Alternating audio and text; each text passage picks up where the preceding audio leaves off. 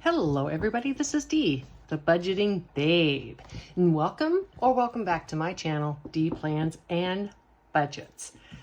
Today, we're going to talk about what I spent last week, and I'll tell you about something exciting that I spent a good bit of money on. It was a major purchase. We're also going to talk about sunk cost fallacy and how that's played into a decision that I've made that I have been mulling over for the last couple of months. So if this sounds like something you want to watch and listen to and read up on, please stay tuned. If you didn't see my casino game night, my sister made this for me, and it's just so amazing. Look at the little dollar signs in her pink bow, right? So creative. So many wonderfully creative people in the world. Let's start with the usual and do this binder. I realized I'm going to run out of weeks because I think I have an extra week of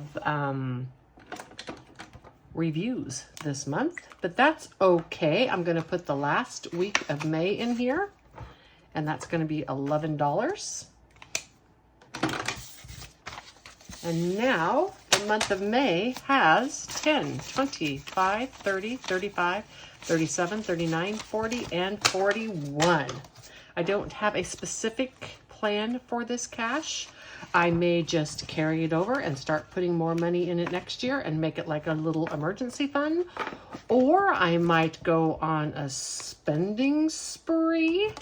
I don't know, but this is being funded by my $200 a month that I give myself, crazy money, so to speak, walking around money, whatever people want to call it. It's money that I can spend. I don't have to track it. I don't have to do anything with it. It's just free. It's just my money to spend freely as I want.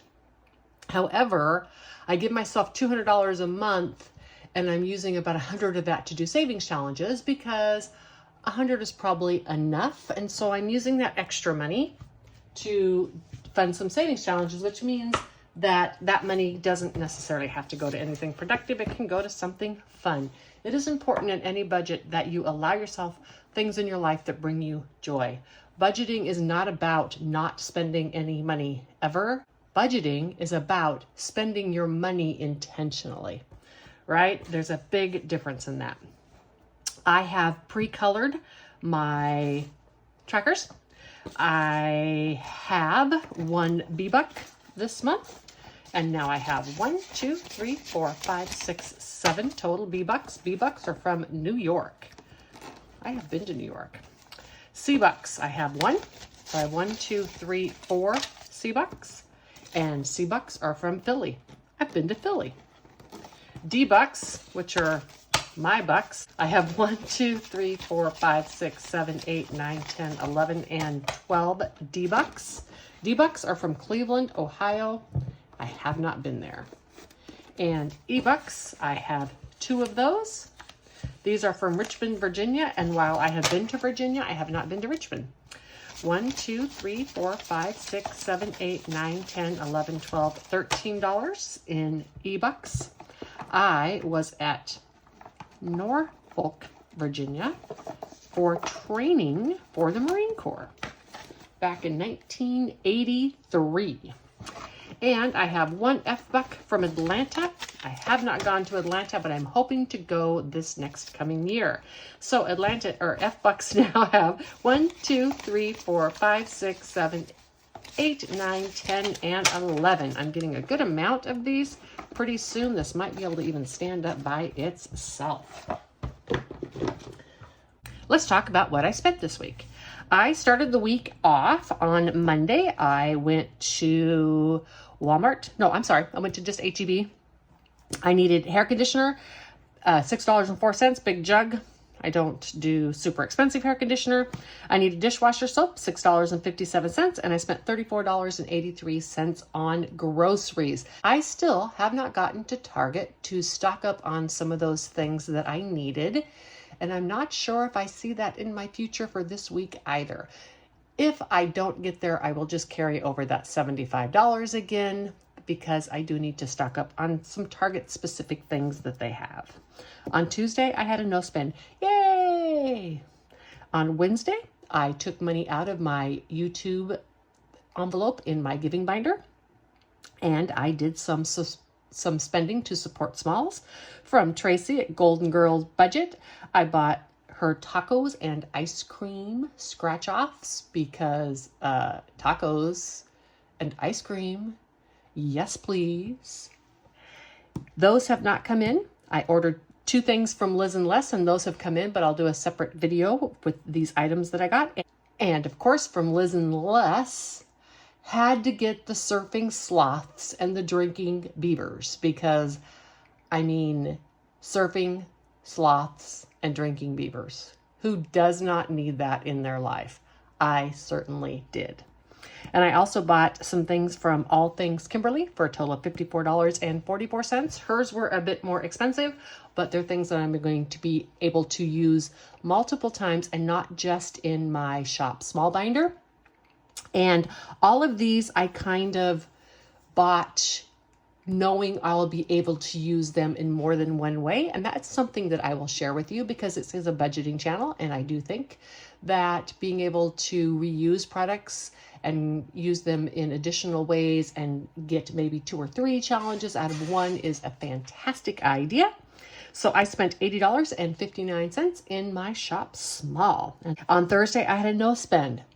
On Friday, I had a pretty big spend day for some stuff for a van. Notice the words that I used right there. I spent $207.31 on some specially made WeatherTech liners for the windows. And they reflect the heat in the summer and they bring in the heat during the wintertime. So I thought those were very well worth the money. It was a big splurge, but I was very happy to do it. $38.19 on some additional storage and $14.88 for some product to make window screens for a total of $260.38. I had no spend on Saturday and no spend on Sunday. I had another big purchase on Friday too, which we're going to talk about. And my total spending for the week was $388.41. Now, let's go to talking a little bit about sunk cost fallacy. And I'm going to put a link in the description below to a good little read on it. And I encourage you to read it if you're not already familiar with what it is. The basic overall concept of sunk cost fallacy is that we continue to do something or keep something or stay somewhere simply because we have an initial investment of our time, our money, our emotions, etc. The article does a great example of a person is watching a movie, a half hour into the movie, they decide this is a stupid movie, but they continue to watch it because they think to themselves, well, if I stop now, I've just wasted a half hour. They watch the rest of the movie, somehow feeling like, okay, that wasn't a waste of my time because I finished what I started. But then they end up wasting an hour and a half of their time still watching a stupid movie, but somehow feeling okay about it because they didn't waste that initial half hour. We do this all the time with financial things.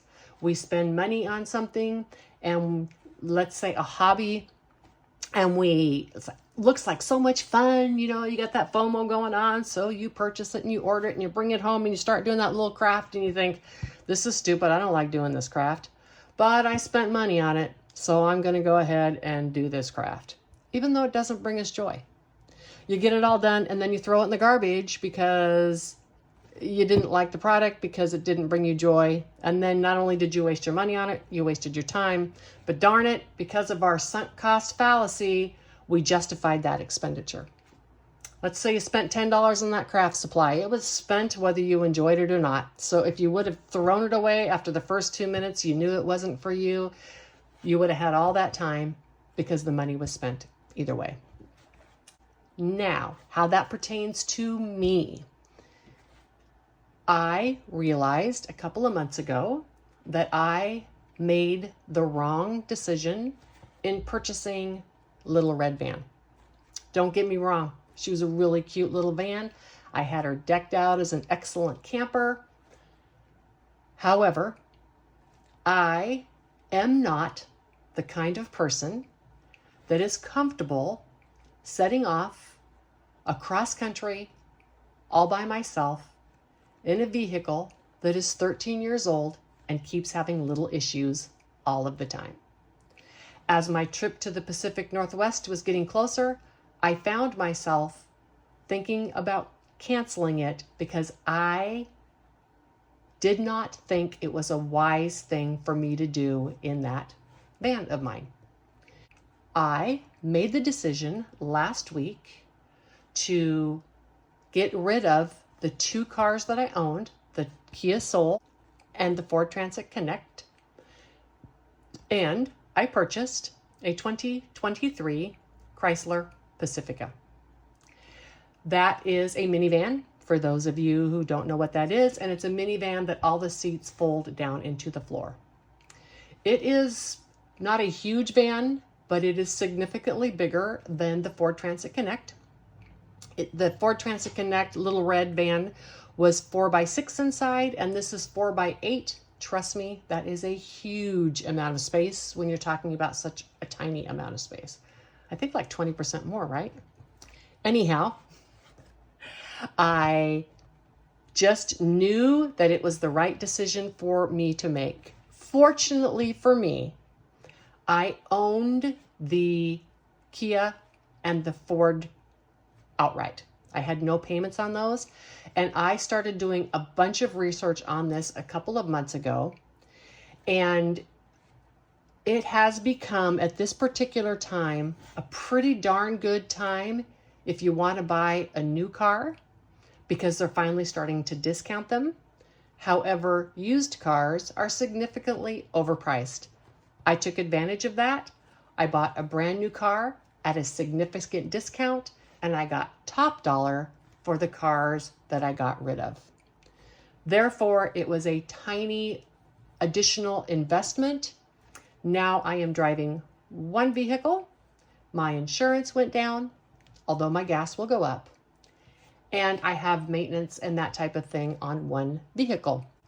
I am very excited about this, and I feel it was the right decision for me. And now I am really excited to hit the road to head to the Pacific Northwest in my very dependable, and I might say pretty darn cushy ride, because they're not making cheap brand new cars. They're only making top of the line. So this car, it's pretty luxurious for a girl like me.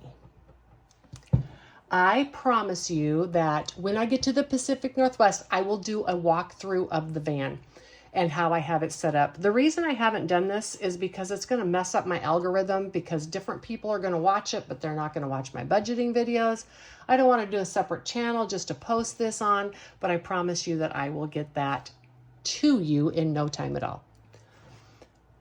I hope that this video finds you well. I am going to post this tomorrow, and you will be having a Monday.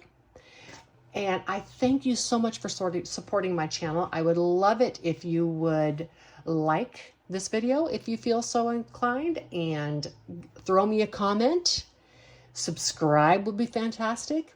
I really encourage you to read the little article that I am going to attach, because it is a psychological thing that we all do, and I think it serves us well to understand things about ourselves and why we do things the way we do, and it's just a really good read. Have a wonderful week, y'all, and I'll be seeing you later with some more Savings Challenge videos. Bye.